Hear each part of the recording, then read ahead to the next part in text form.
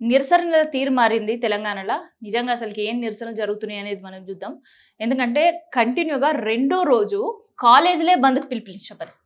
So, ఈ incident మనం గడిచిన 2 నెలల క్రితం చూస్తే అక్కడ చదువుతున్న విద్యార్థులు తమకి స్కాలర్‌షిప్స్ రావట్లేదని, ఫీజ్ రీయింబర్స్ అవ్వట్లేదని చెప్పేసి కాలేజీల ముందు వాళ్ళు ప్రొటెస్ట్ చేస్తే కాలేజ్ యాజమాన్యం వాళ్ళ పైన బెదిరించిండ్రు.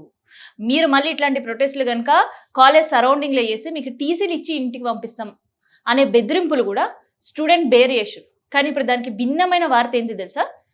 కాలేజ్ స్టూడెంట్‌లనే తీసుకొని నడి రోడ్డు మీద కూర్చుండ్రు ప్రైవేట్ యాజమాన్యాలు.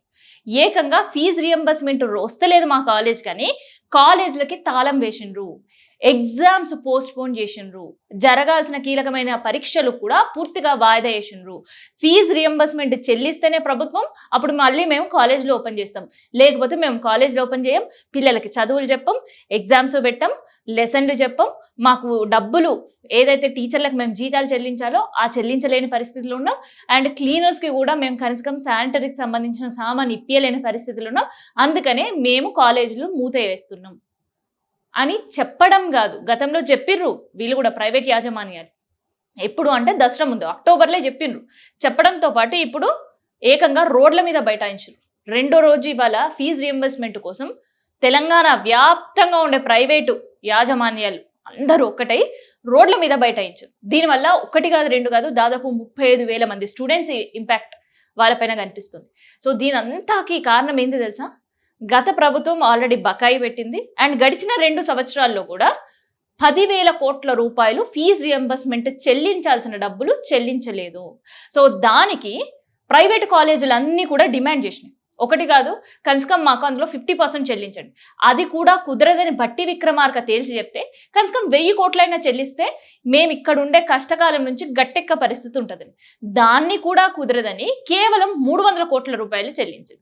సో, మిగతా దఫా టోకెన్ అమౌంట్, ఇది మీకు టోకెన్ అమౌంట్, ఆ తర్వాత మిగతా అమౌంట్ మేము దివాళీ తర్వాత చెల్లిస్తామని చెప్పారు. ఆ చెల్లింపులు ఎక్కడ పోయినాయో, భట్టి విక్రమార్క ఎక్కడ పోయిండో, అండ్ దాంతోపాటు చెల్లిస్తామని ఇచ్చిన హామీలు ఎక్కడ పోయినాయో తెలియదు కానీ మళ్ళీ తెరపైన ఇంకొక కొత్త కమిటీని తీసుకొస్తూ జీవో కూడా పాస్ చేశారు. సో, ఆల్రెడీ అగ్గి మీద గుగ్గిలంగా కూర్చున్న ప్రైవేట్ యాజమాన్యం అంతా కూడా కాలేజీలు ఇప్పుడు ఏకంగా రోడ్ల మీద పడి దీక్షలు చేసే పరిస్థితి వచ్చింది. పిల్లల్ని మేము చదివించడానికి రెడీగా ఉన్నాం. కానీ మీరు ఇయ్యాల్సిన డబ్బులు మాకు ఇస్తే తప్ప మేము కాలేజీలు తెరవలేని పరిస్థితుల్లో ఉన్నాం. విద్యాశాఖ మంత్రి లేకపోవడమే తెలంగాణకి ఇట్లాంటి దుస్థితికి కారణం అని అగ్గి మీద గుగ్గిలమవుతున్నారు. దానికి కారణం ఏంటి తెలుసా? విజిలెన్స్ సంబంధించిన కమిటీ వేస్తాం అనడం. సో, కంటిన్యూగా కాలేజీల పైన వస్తున్న కంప్లైంట్స్‌కి చెక్ పెట్టేందుకు విజిలెన్స్ కమిటీని తీసుకొద్దామని ప్రభుత్వం ఒక జీవో తీసుకొని వచ్చింది. సో, అది మింగుడు పడట్లేదు ప్రైవేట్ యాజమాన్యాలకి. నిజంగా ఆ విజిలెన్స్ కమిటీ ఎఫెక్టివ్‌గా పనిచేయాలి, కాలేజీలకు సంబంధించిన ఇష్యూస్‌ని టేకప్ చేయాలి అని ప్రభుత్వం తీసుకున్న నిర్ణయం చాలా మంచిది. కానీ ఎందుకు ప్రైవేట్ యాజమాన్యాలు ఒప్పుకోవట్లేదంటే ఆల్రెడీ పెండింగ్‌లో ఉన్న బకాయిలు. సో, బకాయిలు ఇవ్వమంటే విజిలెన్స్ కమిటీని మాకొక బూచిగా చూపిస్తున్నారు. విజిలెన్స్ కమిటీని మాకు చూపించి భయపెడుతున్నారు. విజిలెన్స్ కమిటీ మాకు అవసరం లేదు. అసలు విజిలెన్స్ కమిటీకి సంబంధించిన ఏ పోలీసులు మా కాలేజీకి సంబంధించిన గ్రౌండ్స్‌లో అడుగు పెట్టనీయం. మా గేట్‌ని అసలు టచ్ చేయనీయం.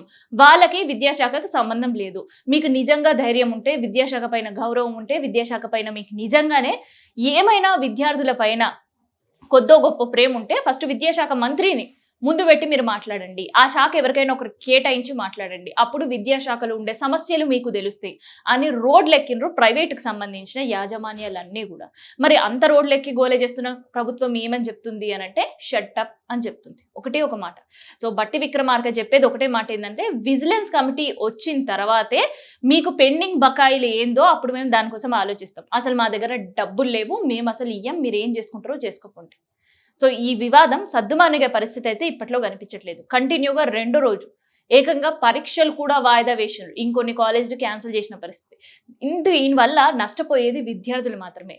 ఇప్పటికే ఫైనల్ ఇయర్ ఎవరైతే గడిచిన 2 సంవత్సరాల్లో కంప్లీట్ చేసిండ్రో వాళ్ళు పీజీలో చేరాలి అనంటే సర్టిఫికేట్ల కోసం తిరుగుతున్నారు. ఫీజులు కంప్లీట్‌గా మీరు చెల్లిస్తేనే మేము సర్టిఫికేట్లు ఇస్తాం. లేదంటే మేము ఇయ్యమని తేల్చి చెప్తున్నాయి ప్రైవేట్ డిగ్రీ కాలేజీలు.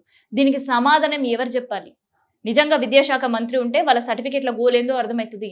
ఆ సర్టిఫికేట్లు ఇయ్యాలంటే తల్లిదండ్రుల దగ్గర ఫీజు క్లియర్ చేసే అంత ఆర్థిక స్తోమత లేక పీజీలు చెయ్యని పరిస్థితుల్లో వాళ్ళకి సీట్లు వచ్చినా కూడా ఇవాళ ఖాళీగా కూర్చుంటున్నారు విద్యార్థులు.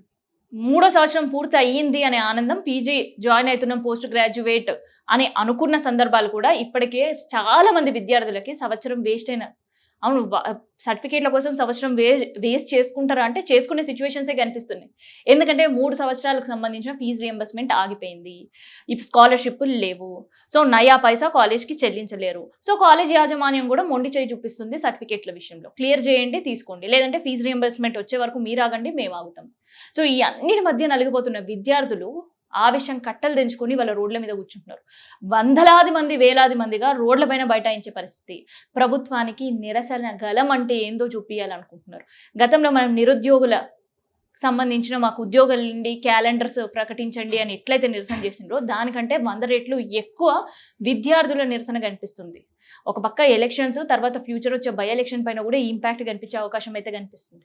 సో, మొత్తానికైతే నిరసన గలంతో 2 రోజుల పాటు తెలంగాణలో ఇప్పటికీ ఫీజ్ రీయింబర్స్‌మెంట్, స్కాలర్‌షిప్స్ ఇక ఉండే విద్యార్థుల సమస్యలన్నీ కూడా ప్రభుత్వం పట్టించుకుంటలేదు అని రోడ్ల మీద బైఠాయించి 2 రోజు ఇవాళ కంటిన్యూ అయితుంది.